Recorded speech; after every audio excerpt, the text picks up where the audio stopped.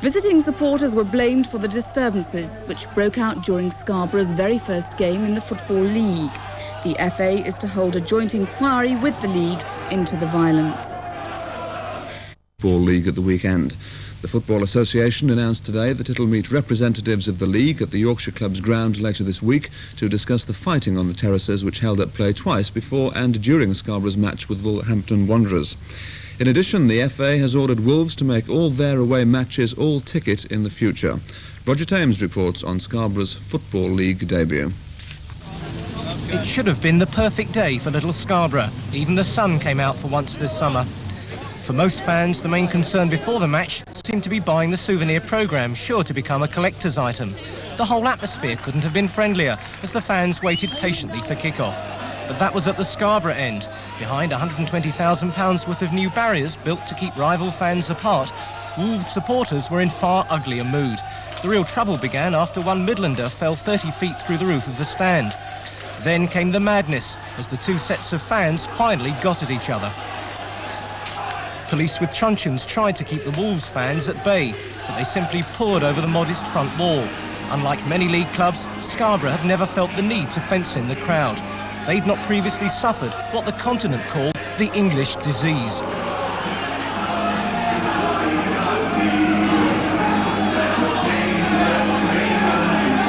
There was no mistaking that some of the thugs got the fight they'd obviously come looking for. At the far end, the home fans stood stunned by the mayhem. Then the casualties emerged. Blood spilt, and not a ball of the new season had even been kicked. Police with dogs finally separated the mob, controlling animals with animals, you might say. Then, as almost a reminder of why we were there, the two teams emerged to contest what was already a match to remember for all the wrong reasons. 9 minutes into the game, the Seaside fans at last had something to cheer as Stuart Mell grabbed the honour of scoring his club's first ever league goal. Scarborough had started impressively, but Wolves' undoubted quality began to emerge. When Steve Bull collected this ball and cut through the defence, the finishing touch was perfect. 1-1, but the visiting fans threatened to demolish a stand with their frenetic celebrations. 8 minutes before the interval, Wolves went ahead. Scarborough's defence got it all wrong again and left Steve Stout to turn and hammer the ball home. During half-time, the violence broke out again, with the two factions pelting each other with anything to hand. The restart was delayed nearly 10 minutes as police moved back in. Both managers went onto the pitch to appeal for sanity. Graham Turner tried to calm his Wolves fans, while Scarborough's Neil Warnock himself cleared some of the debris from the pitch. Remarkably, the Scarborough players had kept their heads, and they deservedly pulled level thanks to Ray McHale's superb volley. Amidst the violence, Scarborough's encouraging performance had almost been forgotten. At the finish, they even applauded the Wolves fans. Such charity was astonishing, but clearly not widespread. I'm pig sick, absolutely pig sick, because now we've got to spend money putting things right over there. My intentions are to send the full bill to Wolverhampton Wanderers. Do you expect them to pay it? As a gesture to a new club coming in, yes, I do expect them to pay it. But are you worried that the people of Scarborough will be put off coming to watch league football here? I would hope they wouldn't be put off. I sincerely hope they will not be put off. If you just look at the game as a whole, the game was tremendous. And I would hope they would definitely come back again to support Scarborough Football Club. Parents caught up in has ordered a full inquiry into Saturday's crowd trouble which marred Scarborough's first match in the Football League. More than 60 people were arrested during the match against Wolverhampton Wanderers, and thousands of pounds of damage was caused to Scarborough's Seamer Road ground. For Scarborough, gaining a place in the Football League in its centenary year is all the club could have hoped for. £120,000 had been spent on ground improvements to bring the stadium up to standard. But even before a ball had been kicked in the club's first 4th Division fixture against Wolverhampton Wanderers, trouble on the terraces had spilt onto the pitch and delayed the game. 56 people were arrested in continuing scuffles when rival fans clashed in the same part of the ground. A group of Wolves supporters climbed onto a stand roof with disastrous results for one, who amazingly wasn't seriously hurt in a 30-foot fall onto the terraces. The FA inquiry is bound to examine the arrangements for the segregation of home and away supporters. It's reckoned that about 3,500 Wolves fans travelled from the Midlands for the game. Before the match, fears had been expressed about whether the police and stewards would be able to keep control. The trouble was a depressing prelude to a season of great promise for Scarborough. The game turned out to be a thrilling encounter between the newest side in the 4 divisions and one of the founding members, Scarborough's first league goal courtesy of Stuart Mell. And after Wolves had scored twice in the first half, a spectacular equaliser from midfielder Ray McHale towards the end saved the day for Scarborough. After the game, the inquest into the trouble started, and the full extent of the damage to the ground had been assessed, and today the chairman of Scarborough called for a heavy penalty to be imposed on Wolves for what had happened. They cannot allow their supporters to go around and cause the devastation that they caused at the athletic ground on Saturday. What sort of damage is there? Obviously we saw damage to the roof and stuff, but it spreads around the ground, I understand. Well, we just spent just over £3,000 revamping a refreshment kiosk, plus the fact that we'd got £3,500 worth of stock inside, due to the larger elements coming from Wolverhampton, and hoping that we would have enough stock to serve them and sandwiches, etc. They broke into that, they just dished out the drinks, the sandwiches, they threw the chocolate, etc., the chocolate drinks onto the pitch, bombarded the players. All the aluminium fittings in the toilets have all been ripped to smithereens, you know, the cisterns pulled off the walls, the pots broken. One of their supporters hurled the toilet seat onto the pitch. What about when you get the bill together? It's going to cost tens of thousands by the looks of it. What are you going to do with that bill? We shall pay it ourselves. We shall then try and retrieve it from Wolverhampton Wanderers. And if it means going to court, I'm quite prepared to go to court. Well, my answer to Scarborough there is that the illness falls on the home clubs. If they have not policed or stewarded that game adequately, the ball's in their court there. But Wolves officials say they agree that a ban on their supporters travelling to away fixtures makes sense after Saturday, but it's now up to the FA to determine how best to try and nip the early season trouble in the bud. They're to start their inquiry into the incidents at the Scarborough versus Wolves game on Friday. And Hartlepool United. Steve Lee. 90 people are appearing before a special court in Darlington tonight after fighting broke out before the start of the 3rd Division match between Darlington and Middlesbrough. Several hundred fans spilled onto the pitch during the trouble. Those arrested face a variety of charges, including assault and possession of offensive weapons. 7 people were taken to hospital and 1 has been detained with head injuries, but they're not serious. Darlington's MP calls for a ban on away fans as football hooligans run riot. Conservative MP for Darlington, Michael Fallon, is pressing the Home Office to ban away fans from all football matches, following some of the worst football hooliganism ever seen in the North East. 88 fans were arrested when violence flared before, during and after Saturday's derby match between Darlington and Middlesbrough. 14 people were taken to hospital, 5 were treated for stab wounds. This afternoon, as magistrates were sentencing some of the fans involved, Michael Fallon called for urgent government action. Urban terrorism, he said, must be destroyed. These were the scenes at Feetham's which delayed the start of Saturday's match for 12 minutes. A police video camera recorded the violence as fans spilled onto the pitch.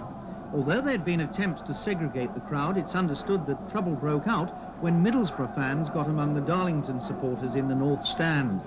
Today, police in Darlington were studying the material in the hope of identifying more of the hooligans responsible for one of the worst outbreaks of soccer violence ever seen in the North East. Cleveland police will also be viewing the tapes, looking for troublemakers known to them. Violent though these scenes were, they were only the culmination of 4 hours of running battles between rival gangs, which saw 64 people arrested before the match. The 200 police on duty in the town were kept at full stretch, but the trouble wasn't unexpected. We had intelligence from our own local sources and from Middlesbrough that there was the strong possibility of confrontation between the rival factions. So we deployed our police accordingly. What about the use of weapons, actually? Well, there was strong indication that offensive weapons were carried. It's the sort of disposable Stanley knife, craft knife type of thing, which they carry and secrete about themselves to inflict wounds on their rivals. Darlington magistrates sat until midnight on Saturday dealing with some of those arrested. Average fines of £150 were imposed for using threatening language. Today, jail sentences ranging from 2 months to 6 months were imposed on 3 more offenders, and other cases will be heard over the next fortnight. Darlington Supporters Club chairman Barry Wetherall is writing to the Sports Minister urging even stiffer sentencing and more financial help for clubs with crowd control problems. It's no good just giving them a £50 or £200 fine. You've got to really come down on these lads, and you've got to let them know that they're coming down on these lads. I'm talking about the supporters, or if you want to call them supporters, they'll go around with snooker balls, flick knives, Stanley knives, ammonia in their pockets. They're not supporters, they're just absolute idiots. Darlington Football Club spend thousands and thousands of pounds on safety in the ground and erecting fences against segregation. And they can't do any more, but Darlington Football Club can't do any more. The police are tremendous, they can't do any more. They've got to get backing from the government and clamp down on these lads. Well, I'm joined in our London studio by Darlington's Conservative MP, Michael Fallon, who I believe, Mr Fallon, actually saw some of this violence on Saturday. Yes, indeed. We saw some of the worst ever violence we've ever seen in Darlington on Saturday afternoon.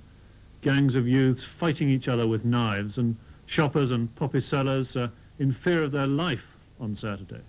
So what do you want the government to do about it? I think we've now got to enforce a ban on all away supporters and put an end to these gangs of thugs touring the country to fight each other with knives in our shopping centres. Luton have done it on a voluntary basis, and I think the government should now legislate to stop this kind of away support. But won't that mean the death of football? Clubs will lose a lot of income as a result, but then our town centre loses far more income when shops and pubs have to close, and people who've got every right to go shopping are simply too terrified even to go down into the town centre on a Saturday afternoon. So if that's the price of football, I think that price is too high. What about the police's role in this? Were you happy about that? Yes, I think the police coped magnificently, both at the ground and in the town centre. And I want to say that if it hadn't been for the bravery of some very young constables on the high row in Darlington on Saturday afternoon, somebody might very well have got killed on Saturday. Mr Fallon, thank you very much indeed. Thank you. Meanwhile, Northumbria police say there's a growing problem of violence related to drink in the city centre of Newcastle. It follows a brawl involving up to 200 men in Granger Street last night. 5 policemen were injured and 18 people are due to appear in court. Good evening and welcome to Northern Life. First tonight, a North East MP has called for the banning of away supporters from football matches as a result of violence at the Darlington-Middlesbrough match on Saturday. Darlington MP Michael Fallon says that if it wasn't for the bravery of the police, someone would have been killed. 3 of the soccer thugs have been locked up for their involvement in the region's worst ever soccer trouble. 88 people were arrested and 19 taken to hospital, 5 with knife wounds. A report from Keith Akehurst.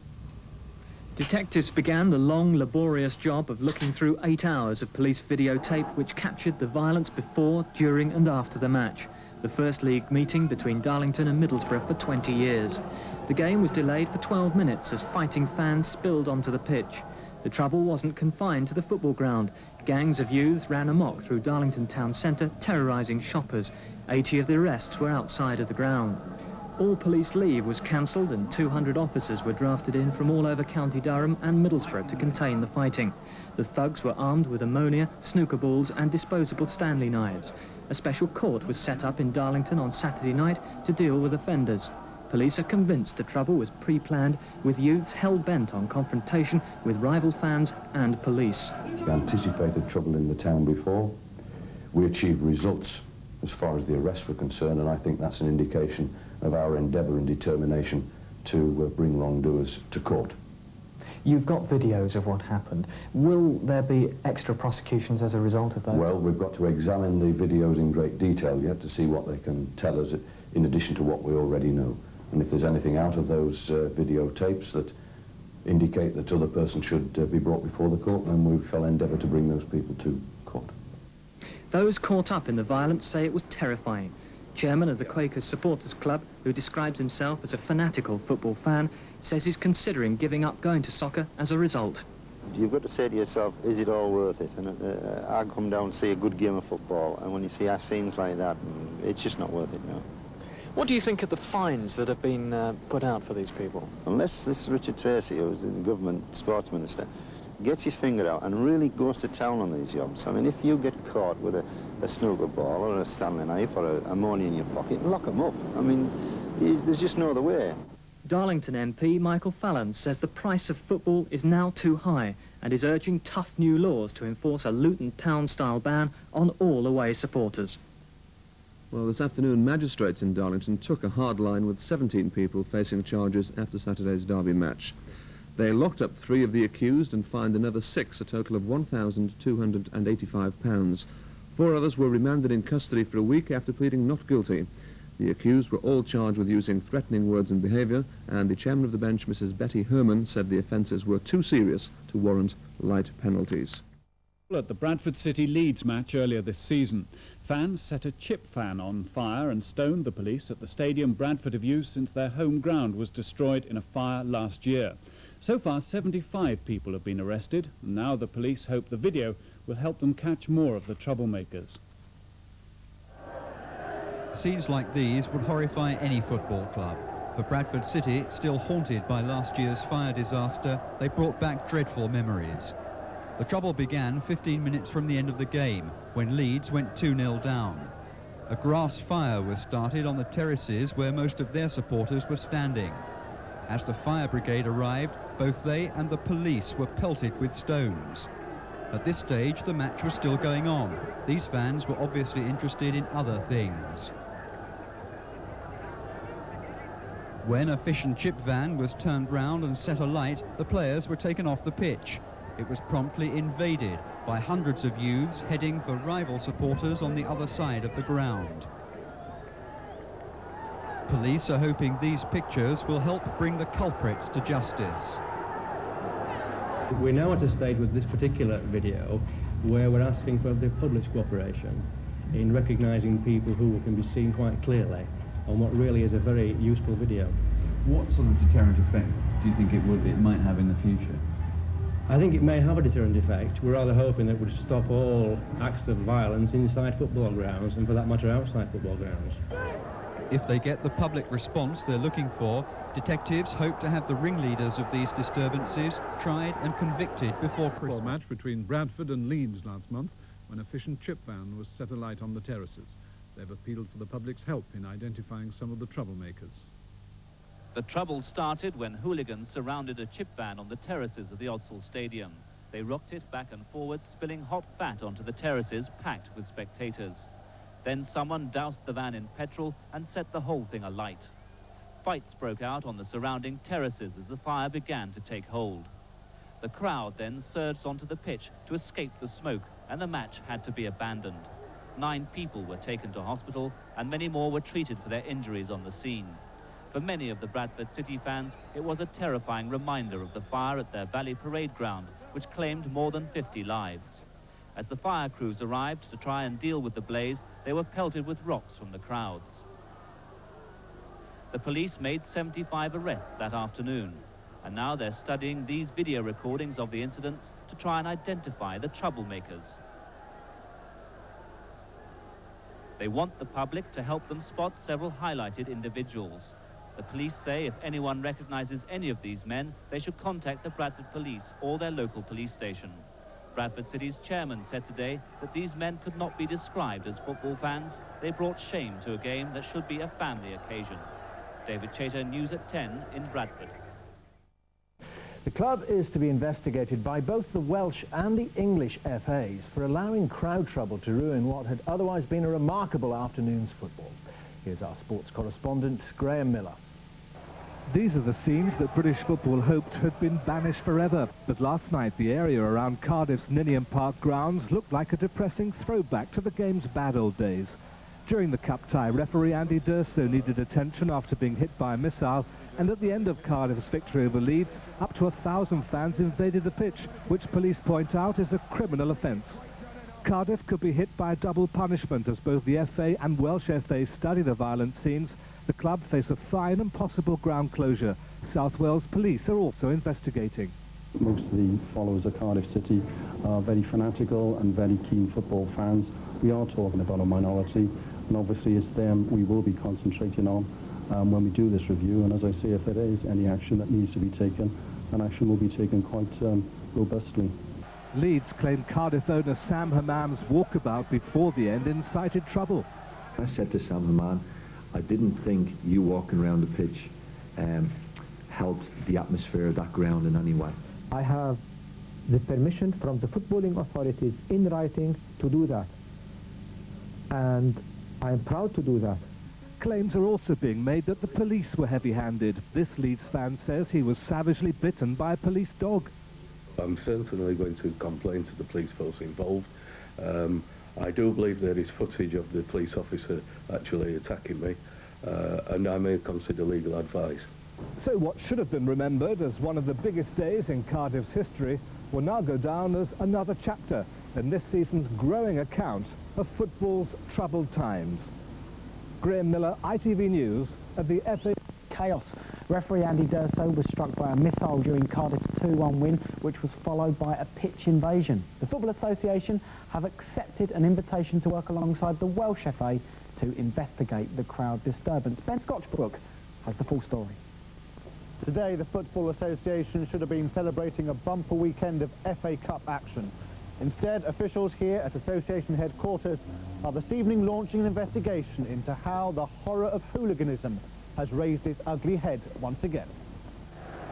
The omens for Leeds' clash with Cardiff weren't good when referee Andy Durso needed treatment after being hit by a missile thrown from the crowd. Cardiff's chairman, Sam Hammam, has been accused of stirring up City fans by joining them behind the goal for the last minutes of the game. What is certain, when the whistle blew on Cardiff's 2-1 victory against the Premiership leaders, the fans went wild. Cardiff supporters who surged onto the pitch had to be forced back by police using dogs and batons. Leeds fans say punches, bottles and coins were thrown. The FA and Welsh FA are now waiting for the referee and police reports on events before investigating whether Cardiff FC failed to keep spectators and players safe. For their part, Cardiff City say stories have been blown out of all proportion. But today, one Leeds fan, Roy Schofield, was showing off injuries sustained in the game's aftermath, while manager David O'Leary defended his outburst against the Cardiff chairman after the match. And I said to Sam Hammam, I didn't think you walking around the pitch helped the atmosphere of that ground in any way. And do I stand by that? Yes. Am I sorry? I said it no, because I think I'm entitled to say it for the good of the game. Punishments Cardiff City FC might face range from a fine through to having to play a game or games behind closed doors. But the FA is refusing to comment on possible punishments until the full story behind yesterday's events is made clear through its investigation. Ben Scotchbrook at FA headquarters, 5 News. Meanwhile, Leeds have appealed against the red card given to striker Alan Smith. The English and Welsh football authorities have both launched their own inquiries. Match officials were struck by missiles and up to 1,000 fans invaded the pitch after Cardiff's surprise win. Catherine Marston has this report. These injuries are covered with dressings, dog bite. As you can see, there has been quite some considerable bleeding. Injuries from last night's match. This Leeds fan got hurt as the police responded to the trouble at Ninian Park. It's the worst it's probably been for 20 or 30 years that I've seen, apart from maybe some of the events in Galatasaray. It certainly did knock football back yesterday, and it was distressing to see it. British football hasn't seen images like these for years. At the final whistle, supporters stormed the pitch. David O'Leary says his players had to run for their lives to get to the tunnel. But fans say the tension had been building throughout the match. Fans had hurled coins and bottles at players. At one point, the referee was hit on the head. The fans' behaviour is now the subject of an inquiry. They went on the pitch and some of them were taunting the Leeds fans. No Leeds fan was ever in danger. The police and our stewards and the Leeds stewards were always 100% in control. David O'Leary was trying to plug his new book today, a personal insight into the extraordinary past year for the club, but yesterday's events rather overshadowed any revelations made in the book. How angry are you with Cardiff? Just disappointed. We want passion in the grounds, want atmosphere. but it was beyond that, you know, yesterday. We were told before the game even that if you scored and we wanted to score, that make sure you don't celebrate, because if you do, you could cause a stampede onto the pitch. The Football Association of Wales will now head a full investigation. Catherine Marston, BBC News, Leeds. For our next pub, we travel north of the border to sunny Glasgow, historically the home to the hardest drinkers in Britain. The Romans, when they conquered Britain, stopped at Hadrian's Wall and were turned back by the sheer ferocity of the people north of the border. Now, one of the dominant tribes were the Picts, who apparently were quite small, painted themselves blue, and were incredibly violent.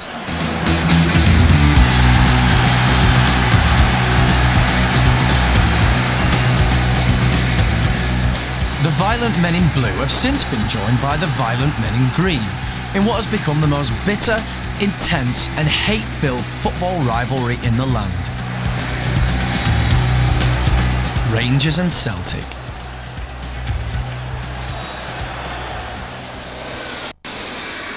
Located in the east end of Glasgow is Parkhead, the home ground of Celtic Football Club.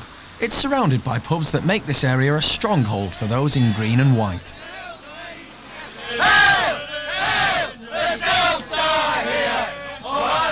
Which is why it's not the most sensible place to put this, a Rangers pub, the Loudon Tavern. It has to have the toughest location of any boozer in Britain. I think what makes the Loudon Tavern unique is the fact of its close proximity to Celtic Park. It's a bit strange, because it's very near to our ancient rivals. It's the nearest one that they can't use. And also the fact that the Celtic fans travel less than 50 metres from the pub going to the game.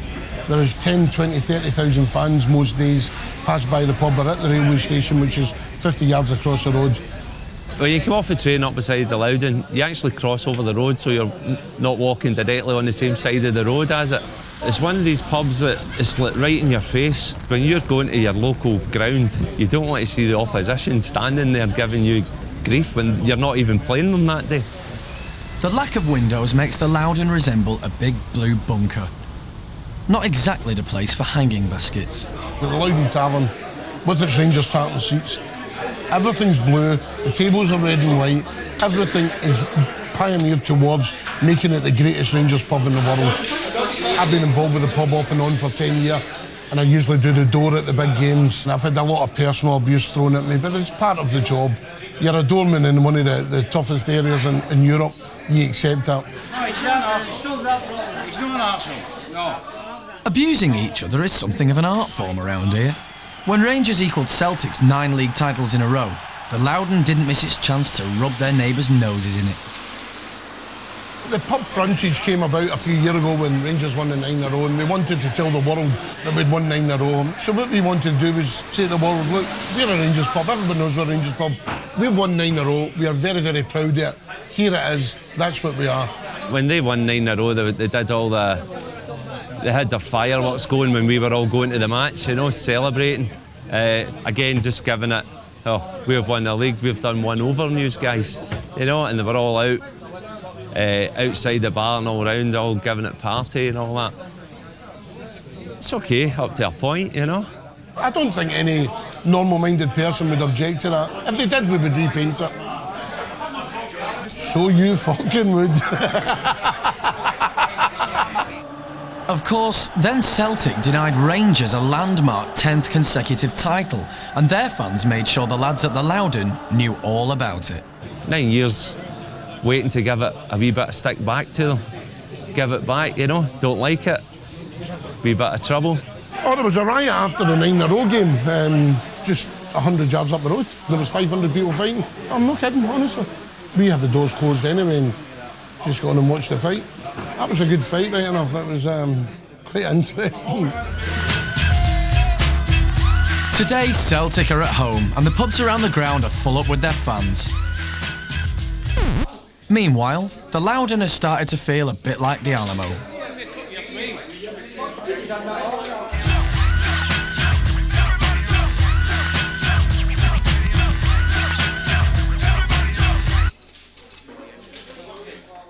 The Loudons' isolation may be gained to their regulars.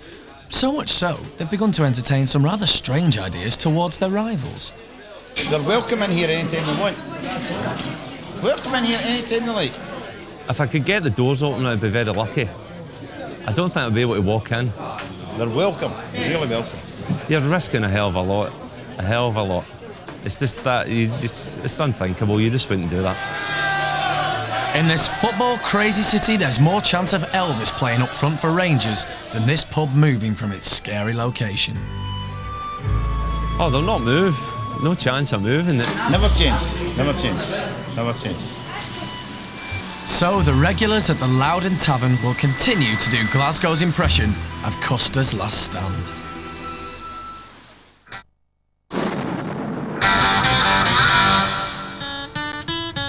For the final leg of our tough pub tour, we're off to the seaside and the city of Portsmouth. During World War II, it was bombed senseless by the German Air Force and then rebuilt as a concrete jungle. It has more pubs per head of population than anywhere else in the country and a reputation for being the hardest place on the south coast.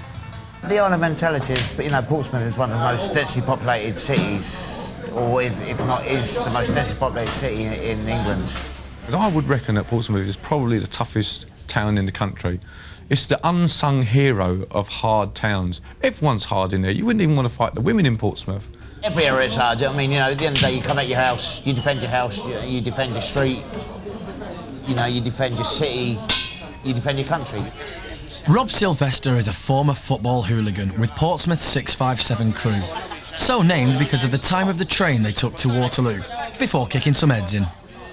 My favourite memory was probably going to Millwall, meeting them at Waterloo every week in, week out. They'd always wait for us and always have a row with them, you know what I mean? They were the 657 crew to Portsmouth, but they were like the 814 crew to people in London, because that was pretty much when they got in. And they were very game. If you come across them, like, you got to be prepared to maybe get yourself in get some bruises at the end of it. You can only speculate as to the kind of pubs that bred men like that. Speculate no more. Rob spent his formative years drinking in the Mother Shipton, a boozer in one of Portsmouth's toughest areas. Welcome to the Mother Shipton. It's a proper local pub, as you can see now, it's not been changed around a bit, it's not a Wetherspoons, it's not any of those sort of pubs, it's a proper local pub. There's some tough geezers in there, probably you can look about on that and see that.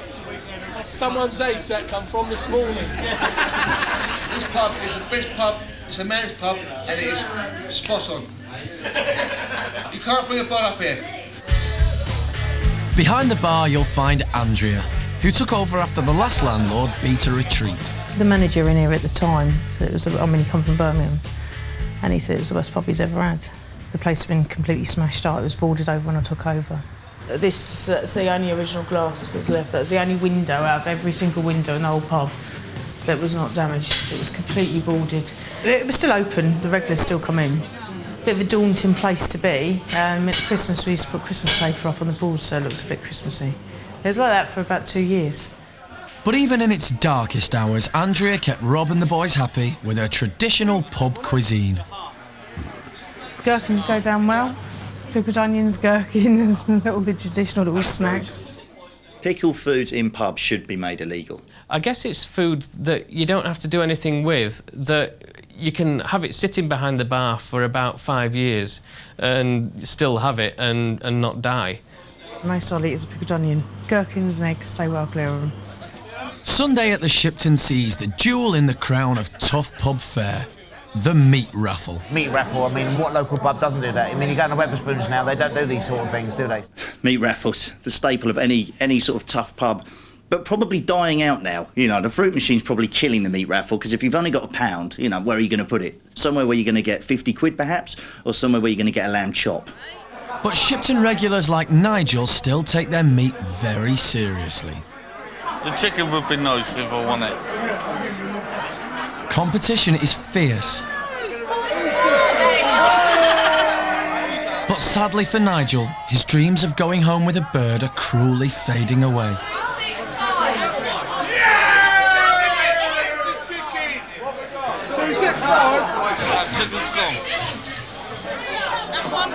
please. With the meat gone, there's only one thing left for the Shipton lads. The manly pursuit of getting bladdered.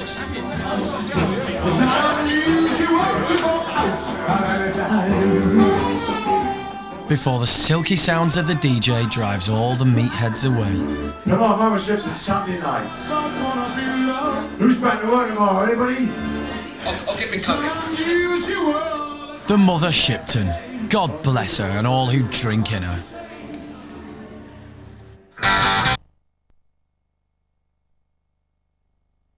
The world of Britain's most vicious football hooligans. A world dominated by a small group of hardcore thugs who organise violence through a sophisticated network, who travel the world bringing shame to their country, and who are always one step ahead of the police. It's a journey which starts on the terraces of some of the biggest clubs and ends in bloody violence that could stop England hosting the World Cup.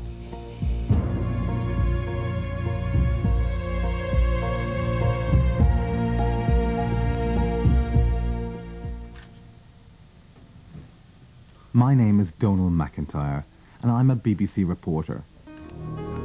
I work undercover, and for the last 18 months I've lived 5 different lives, from a care worker to a fashion photographer.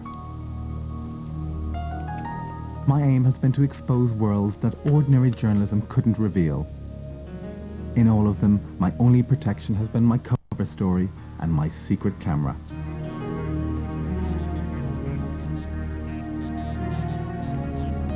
My most dangerous assignment was to uncover the hidden world of organised football violence.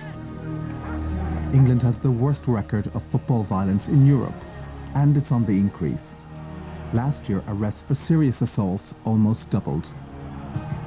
These days, violence is likely to be more vicious, more likely to involve weapons and to end in serious injury than ever before. Police may have clamped down hard on disturbances at football grounds, but determined hooligans have responded with better planning and by moving their fighting onto the streets. The only way to get to the ringleaders who orchestrate the violence is to use exceptional methods. I spent over a year of my life infiltrating one of the country's most notorious gangs. The way violence is organised may have changed, but one thing remains the same. It's still just a hardcore few who spoil things for the majority of decent fans. The child we were with was absolutely terrified. He's come home, put his hat and scarf down and told his mum that he doesn't want to go to football again. Oh, that's awful. How old is he? He's 7.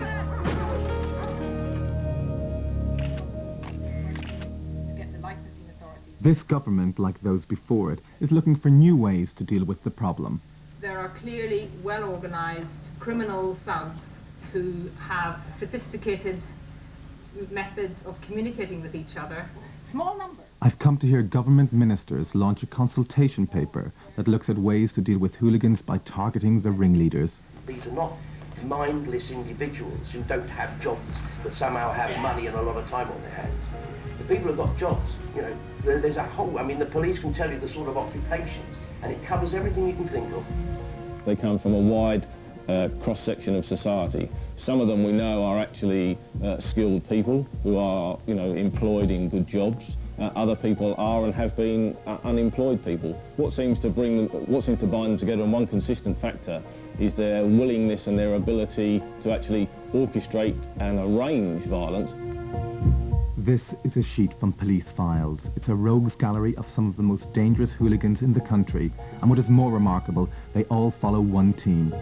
Collectively, they are known as the Chelsea Headhunters. The files reveal an intimidating record of violence. The vehicles were searched and found to contain an assortment of weapons. It was received from another passenger on the train. The group were arming themselves with distress flares, and Chelsea City police officer, the PC, was slashed across the neck with a knife. A number of the Chelsea were arrested but later released. The government may be giving new powers to the police to deal with people like this, but what exactly are they up against? It's going to be my task to show for the first time on television just how organised their violence is and how they avoid the clutches of the law. But to do that, I have to get to know them, to act like their friend, to make it seem like I'm one of their own. In the files, one man's name keeps cropping up. Andy Frayne. He's one of the country's most feared hooligans. The police have been after him for years, and with some success. He's got over 30 convictions, but has only ever been given short sentences, and after every one, he's soon been back on the street organising football violence. His nickname is Nightmare. Hello, Dave. It's Nightmare. All right, are you on the road yet? Over the next year, I was to get to know Andy Frayne, and he was to tell me how he once tried to kill a policeman by slashing his throat. Laughing at him, laughing at him. He said, you can't do that, I'm an off-duty policeman. I said, shut up, it's 1 o'clock in the morning. Nobody can see us. His bird just run off hysterical. He's the kind of guy that will lead a mob on a rampage, and people, particularly young kids, are prepared to follow him because of his reputation. And that reputation, the nickname Nightmare, is very well deserved and earned. The police files linked the name of Andy Frayne to that of another hooligan, Jason Mariner. Mariner has been a hooligan since he was a teenager. Like many hooligans, Jason believes the police are watching him. The truth is, they are. This makes Jason very suspicious of strangers. But I've got to get to know him if I'm going to get to the heart of the headhunters.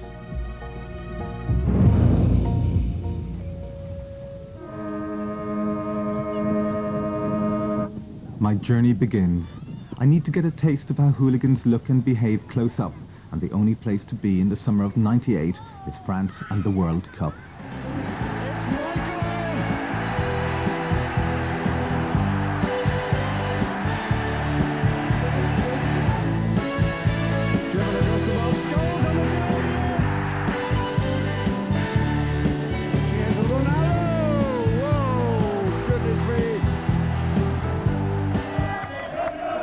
Many loyal fans have travelled across. I'm wondering if any of the hooligans will turn up. The atmosphere is tense. I try to fit in, but I feel like a real novice. And I've got to learn how to smoke properly. And then suddenly, I'm in the middle of it. Okay, let's pull back, pull back.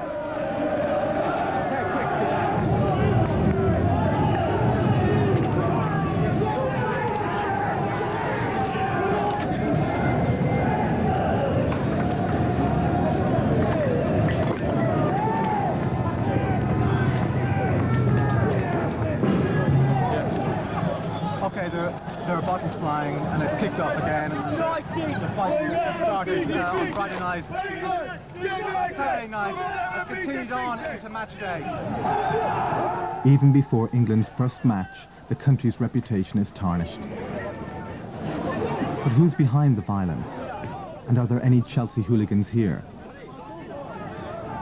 I put on a covert camera and go looking. And in a bar, I find a group of Chelsea fans. In the middle of them, holding court in a bright yellow jacket, I spot a headhunter. I instantly recognize his face from the police files. He and his friends are casually snorting cocaine off the tables. It's clear that his violence isn't being fueled by alcohol alone. His name is Stuart Glass, leading headhunter and friend of Jason Mariner. Glass is here in spite of a huge operation by police to keep people like him out of France. To avoid detection, he came via Holland and Belgium. And a red card for David Beckham. Through Batty's mind, don't join them. It's Batty, and he has joined them, and England again are out of the World Cup. As England exit from the World Cup, the hooligans see one last chance for some violence. For years we've been told that hooliganism has been eliminated, but this explosion of violence shows that it's alive and well, a constant presence just below the surface of the English game. For the government, with its eyes on the 2006 World Cup bid, this violence raises the problem of convincing the world that English hooliganism can ever be contained. For me, it's a shocking reminder of what these gangs are capable of.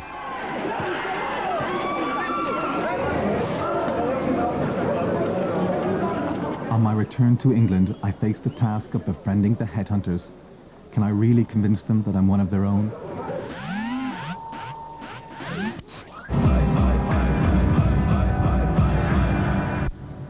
Hampton Hill, a pleasant suburb of West London. An unlikely place to go looking for a hardened thug, but this is where Jason Mariner lives.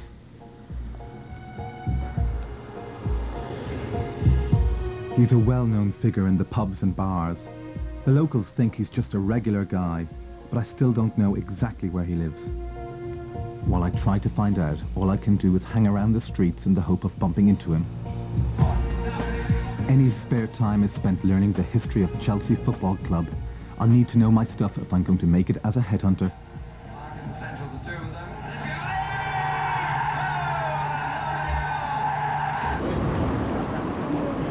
August, the first home match of the season for Chelsea. It's time to put my newfound knowledge to the test.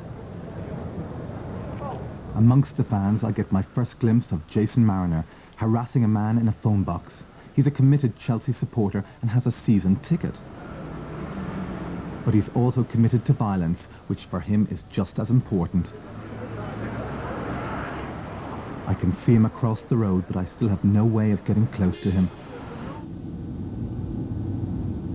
But then a vital breakthrough. My surveillance of Hampton Hill pays off, and I find out where he lives. Chelsea Close, I should have guessed.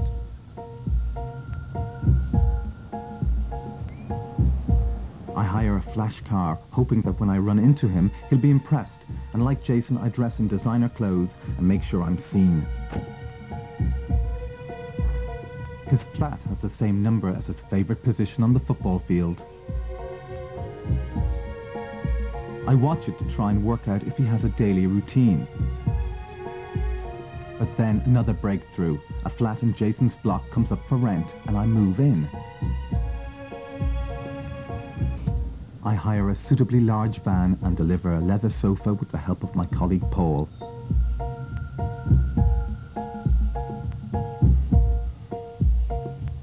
I've just moved into Jason's block of flats, and he doesn't know it, but I'm about to move into his life.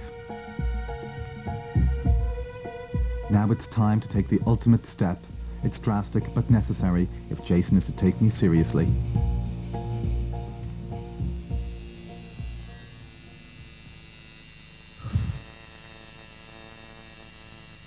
There is no way I could be accepted as a hooligan without a tattoo. With one, I'd be proper Chelsea.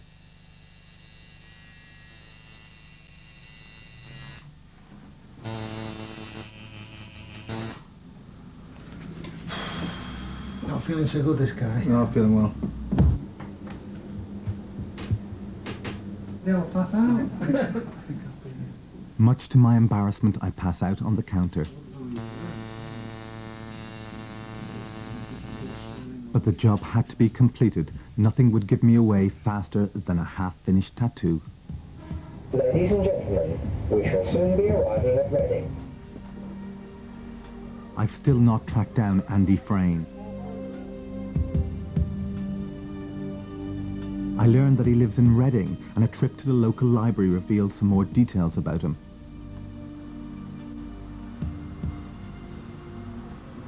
Agent Dock after attack on supporters. West Ham supporter Barry Lewis received a 4.5-inch knife wound from his ear to beneath his chin, requiring 68 stitches. A tendon in his arm was also severed, and he needed 300 butterfly stitches. Among those charged with the alleged offences include Reading man Andrew Frayne, 32, of Wensley Road. Other defendants are Vincent Drake from London, twin brothers David Sim and Ian Sim, Anthony Cavelli and Mark Alloway from Slough. These are all headhunters, and 6 of the 7 were all remanded in custody. Later reports revealed that the charges were dropped when the victim failed to turn up at court to give evidence. I go off in search of Frayne in the Reading pubs where he is known to drink, including the one in which the stabbing I just read about took place.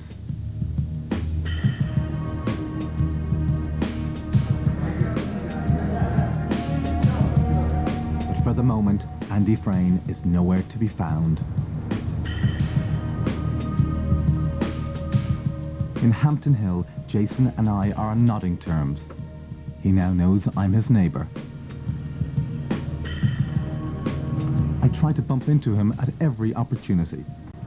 I meet him at one of his frequent haunts, the local McDonald's. It's a cold day, but I wear a t-shirt to show off my tattoo. Yeah, alright mate, yeah, not too bad, yeah. I mean, be fair, he's got fucking woolly hat on and all that, and a pair of sunglasses. He got the Chelsea show then. Oh, years ago, Rambo. It's done the trick, but he doesn't seem very impressed. Now he knows I follow Chelsea, the next step is to meet in one of his favourite pubs near the Chelsea ground. I choose the day of the Chelsea match against Aston Villa, but the pitch is flooded and the game has been called off. Game's off. Game's off. What a switch for there, mate. It's off, isn't it? Yeah, it's off. Yeah. I'm wearing my covert camera. Not that easy in a packed-out pub. Okay. How you doing, man? Jason may be ignoring me, but I'm close enough to record his conversations. They won't say about that. They're only been 40-handed. The match is off, but Jason is still keen on picking a fight if he can. I want to fucking have a walk about, see if they're about then. I'm off of Victoria, meeting Twin. Right, Galloway's fucking late again. No, he's light. I tell you something. Tell you. Yeah, first Galloway. Yeah, no, you know what it is though, he'll go over there. He'll be over there, Victoria. I don't feel as Scarford. No, they're about. Full of old billboard and one of our lads. Where are they? No, they go over Victoria, but all my lot over Victoria, they get smashed to pieces. Smashed to bits. I tell you something. Jason is tolerating me, but only just. But my persistence is about to pay off.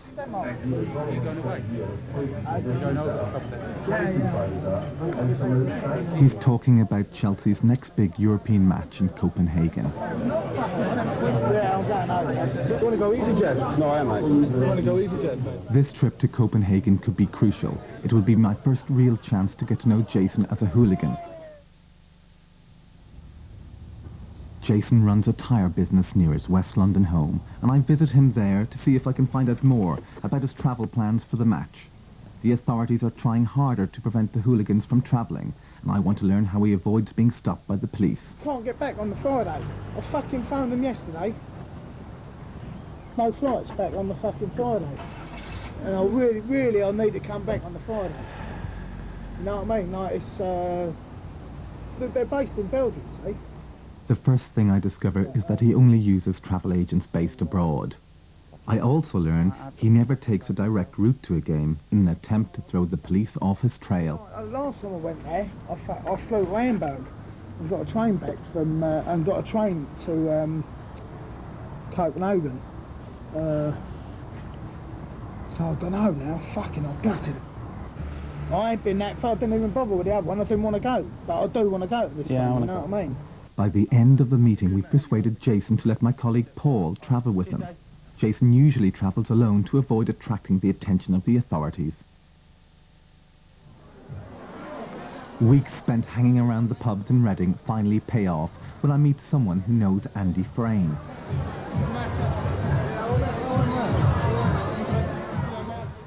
His name is Danny Walford. He's only 21, but already he's a hardened hooligan.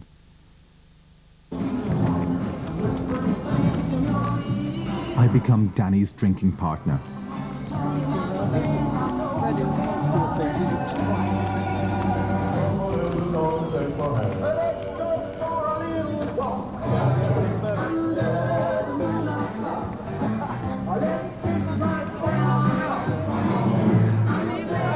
Danny and his friends look up to the older hooligans like Frayne and Mariner, and Danny seeks them out just as I've sought him out. He sees the respect and the fear they command, and he wants a piece of the action. He's one of a new generation of hooligans.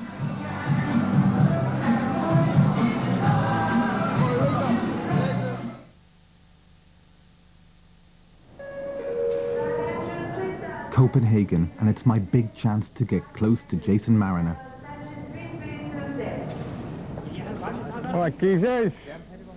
All right, good trip. Well, yeah. Jason is on edge.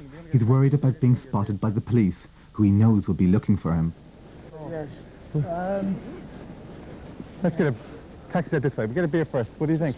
Get a taxi out of here in case it's Chelsea or Boro. Okay, let's go. Yeah. Oh, yeah. Jason is going to be my guide to the English hooligan abroad.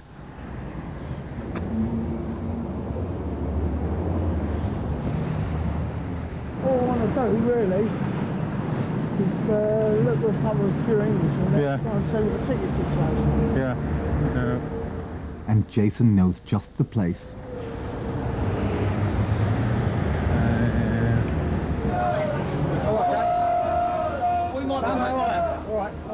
Yeah, you can go to any city in the land.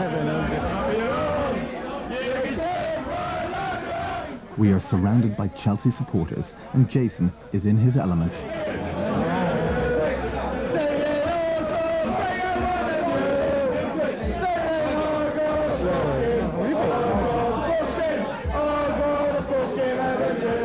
If I needed further proof that Jason had taken me under his wing, I got it. Says they're not being known.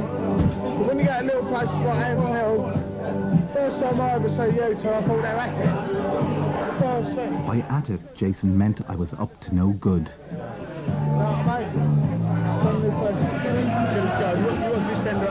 Jason knows it's my first time abroad with Chelsea, and he wants to tell me about the history of the headhunters. I like the way she's seen. When they done the first football race, they done the first football race 10 years ago, man. His brother got 10 years for football race. He got £100,000 compensation for fabricated evidence. And he done 4 years. He done 4 years. His brother was well-known kidman. His other brother just got killed not long ago with an ammo. No, big row, yeah. Jason was talking about the so-called own goal trials, the result of the last big attempt by the police to target hooligans with an undercover operation back in the 1980s. Some Chelsea fans were jailed, but then set free with substantial compensation payments after the police evidence was questioned. The cost was enormous and put an end to large-scale police undercover operations of that kind.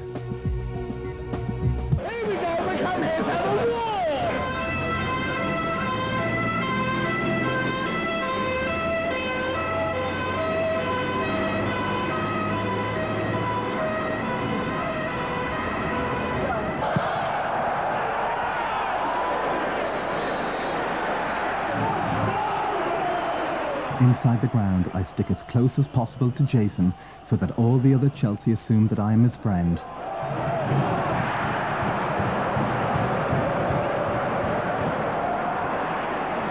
There was plenty for Jason to be pleased about as his team scored the winner.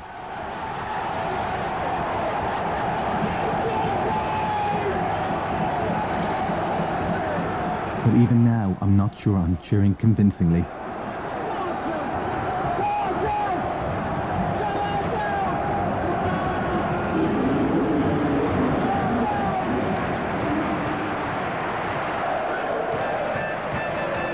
Halfway through the match, Jason and his friends produce an offensive banner.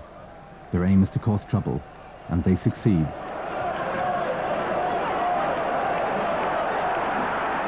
But in true Mariner style, it's the man standing next to Jason who gets arrested, while Jason stays to wallow in the glory.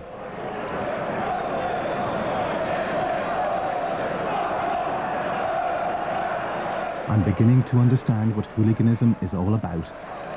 For a few brief moments, Jason is king of the terraces. The next day, the headlines said it all. Jason starts making Nazi salutes in an attempt to wind up the Stuarts. But Jason's fascist salute is more than just show. I've learned that he has close links with the far-right group, Combat 18, links he shares with a small group of other headhunters. One of the first things the police found when C18 came into existence around 92 was visiting cards from Chelsea headhunter C18, people were assaulted, very seriously assaulted. Pubs were attacked and smashed up with the occupants. Men, women and children were attacked by these gangs, and they'd leave behind a calling card that would say you've been visited by Chelsea Headhunters Combat 18. So from the very earliest days of Combat 18, the Chelsea Headhunters like Frayne and this crew were in there operating with them. In a bar after the game, he describes a visit he and Andy Frayne made to the Nazi concentration camp at Auschwitz. They're having a tour thing, right? And they're talking all these Jerrys about what happened, blah, blah. There he is, finally. He said, we'll take a photograph, Chase. There he is. The Jerrys start going, didn't they? Fuck off, it's what I believe in.